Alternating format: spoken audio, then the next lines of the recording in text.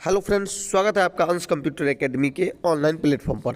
तो फ्रेंड्स, हम लोग कंप्यूटर फंडामेंटल के कुछ थ्योरीज को देखेंगे। तो चलिए शुरू करते हैं आज का अपना वीडियो।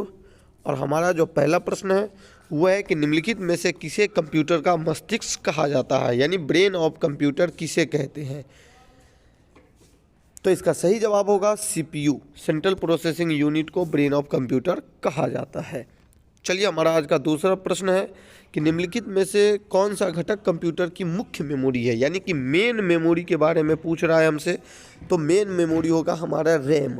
मेन मेमोरी वह मेमोरी होता है जब आप कंप्यूटर सिस्टम को ऑन करते हैं तो सारे एप्लीकेशंस हमारे रैम पर ही वर्क होते हैं, इसलिए रैम हमारा मेन मेमोरी है। तो चलिए अगले प्रश्न को हम लोग देखते हैं। और हमारा तीसरा प्रश्न है कि कंप्यूटर सिस्टम को नियंत्रित करने वाला प्रोग्राम क्या होता है। क्या वह हार्डवेयर होता है? तो बिल्कुल नहीं, हार्डवेयर कोई प्रोग्राम है नहीं। कीबोर्ड हार्डवेयर का एक पार्ट है। सॉफ्टवेयर और माउस भी हमारा हार्डवेयर का ही एक पार्ट है, ये इनपुट डिवाइस भी है। तो सॉफ्टवेयर ही हमारा सही आंसर होगा। तो चलिए अगले प्रश्न को देखते हैं कि ऑपरेटिंग सिस्टम किस प्रकार के सॉफ्टवेयर का उदाहरण है। तो ऑपरेटिंग सिस्टम किस प्रकार का सॉफ्टवेयर है? तो बेसिकली सॉफ्टवेयर दो प्रकार का होता है, एप्लीकेशन सॉफ्टवेयर और सिस्टम सॉफ्टवेयर।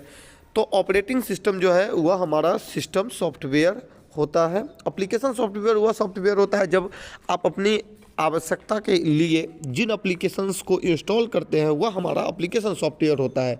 जैसे मैसेज भेजने के लिए व्हाट्सएप, तो व्हाट्सएप हमारा एप्लीकेशन सॉफ्टवेयर है। फेसबुक एप्लीकेशन सॉफ्टवेयर है, या कोई गेमिंग ऐप जो आप डाउनलोड करते हैं वह हमारा एप्लीकेशन सॉफ्टवेयर होता है। लेकिन सिस्टम सॉफ्टवेयर होता है जिसके मदद से आप सिस्टम को रन करते हैं, वो सिस्टम सॉफ्टवेयर है। जैसे विंडोज़ हमारा ऑपरेटिंग सिस्टम है। इसके अलावा क्रोम ब्राउज़र भी हमारा ऑपरेटिंग सिस्टम है, जो कि सिस्टम सॉफ्टवेयर का ही पार्ट होता है। तो चलिए नेक्स्ट क्वेश्चन को देखते हैं कि कंप्यूटर मेमोरी के प्रकार। तो कंप्यूटर मेमोरी के ये दोनों ही प्रकार हैं, प्राइमरी मेमोरी और सेकेंडरी मेमोरी। जहाँ पर रैम आता है हमारा प्राइमरी मेमोरी में, और हार्ड डिस्क, CD, DVD ये सब सेकेंडरी मेमोरी में। तो चलिए अगले प्रश्न को हम लोग देखते हैं। तो हमारा अगला प्रश्न है कि निम्नलिखित में से कौन सी मेमोरी का प्रकार डेटा या सूचना को अस्थायी रूप से स्टोर करता है। तो परमानेंटली स्टोर करने के लिए कौन से मेमोरी का यूज होता है। तो इसका सही जवाब होगा हमारा हार्ड डिस्क, क्योंकि रैम तो हमारा परमानेंटली स्टोर करता नहीं है। जब आप किसी एप्लीकेशन का यूज करते हैं तब तक ही उसका डेटा रैम पर वर्क करता है, और जब एप्लीकेशन को आप बंद कर देते हैं, जब उसको परमानेंटली रूप से सेव करते हैं, स्टोर करते हैं, तो वह हमारे हार्ड डिस्क पर चला जाता है। अगला प्रश्न है कि CPU को इस नाम से भी जाना जाता है। CPU को अन्य किस किस नामों से जाना जाता है। तो CPU का एक फुल फॉर्म होता है सेंट्रल प्रोसेसिंग यूनिट, ये हो जाएगा। इसे प्रोसेसर भी कहते हैं और इसे कंप्यूटर का ब्रेन भी कहते हैं। तो इसका तीनों ही जवाब हो जाएगा, तो ऑल ऑफ दीज इसका सही आंसर होगा। तो चलिए अगले प्रश्न को देखते हैं कि कंप्यूटर की कौन सी छोटी इकाई कंप्यूटर के सभी अंकगणितीय और तार्किक कार्यों को करता है। यानी कि कंप्यूटर के जो अर्थमेटिक और लॉजिक फंक्शंस होते हैं उसे कौन करता है।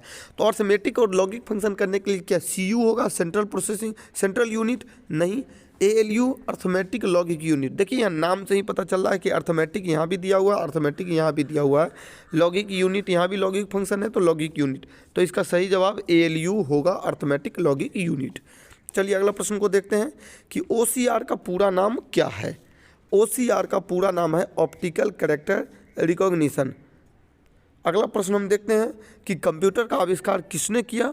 Who invented the computer. तो देखिए कंप्यूटर का आविष्कार चार्ल्स बेबेज साहब ने किया था, ये आपको पहले से ही मालूम होगा। 1822 ईस्वी में एक अन्य डिवाइस बना था जो कि कंप्यूटर के लुक का नहीं था, लेकिन उसको अपग्रेड किया गया और 1837 में 1837 में कंप्यूटर के लुक का एक डिवाइस बनाया गया और उसे ही पहला कंप्यूटर माना जाता है, और इसीलिए चार्ल्स बेबेज को फादर ऑफ कंप्यूटर यानी कि कंप्यूटर का जनक भी कहा जाता है। तो कैसा लगा आपको ये वीडियो? अगर वीडियो अच्छा लगा हो तो शेयर कर दीजिए, वीडियोज़ को लाइक कर दीजिए और हमारे चैनल को सब्सक्राइब कर दीजिए। ये पार्ट 1 वीडियो है, इसके बाद हम लोग पार्ट 2 लाएंगे, फिर पार्ट 3 और फिर बेसिक से एडवांस की तरफ सारे MCQs क्वेश्चंस को कवर करेंगे।